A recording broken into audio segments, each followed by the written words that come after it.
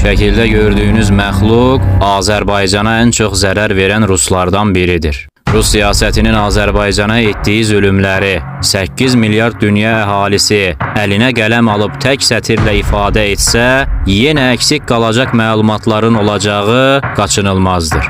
Azərbaycanın bütün milli elitasını məhv edən qırmızı şeytan SSR-nin ordusu 79 nəfər hərbiçimizi 1920-ci il iyunun 6-sında həbs edib, Nargin adasında məhz bu adamın sərəncamı ilə güllələmişdir. Adı Semyon Alekseyeviç Pankratov. Rusiyanın 11-ci Qırmızı Ordusunun xüsusi hərbi əks kəşfiyyat şöbəsinin rəisi vəzifəsini icra edib.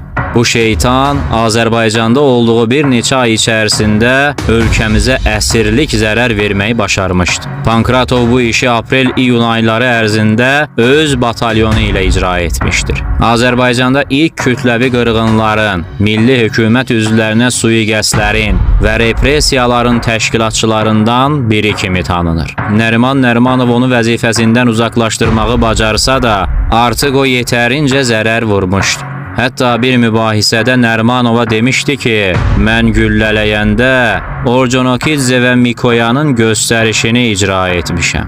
Onların arasında Gəncə general qubernatoru Xudadat bəy Rəfibəyov, general Əbdülhəmid bəy Qaytabaşı, podpolkovnik İsmail xan Ziyadxanov, general İbrahim ağa Usubov, general Əmir Kazım Qacar, Bakı şəhər polis idarəsinin rəisi Quda Qudiyev, milyonçu Murtuza Muxtarov, general Məhəmməd Mirzə Qacar, general leytinant Məmməd bəy Sulkeviç, general Həbib bəy Səlimov, İskəndər bəy Seyfulin və başqa Azərbaycan ziyalıları vardı.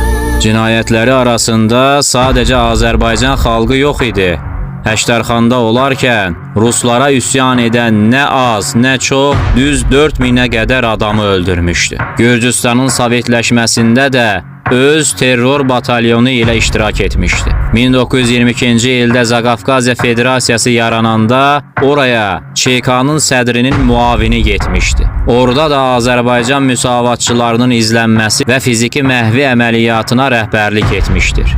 Azərbaycan ÇK-nın Tiflisdə oturan kuratoru kimi bu idarənin 1920-1923-cü ildə apardığı bu əməliyyatın istintaq sənədlərində 1923 tarixi ilə order və sənədlərdə onun imzası vardır. Ruhunu lənətlə yad edirik. Dininizi hər zaman diri tutun. Sizi ondan başqa qoruyacaq heç bir şeyiniz yoxdur. Kin doğru hədəf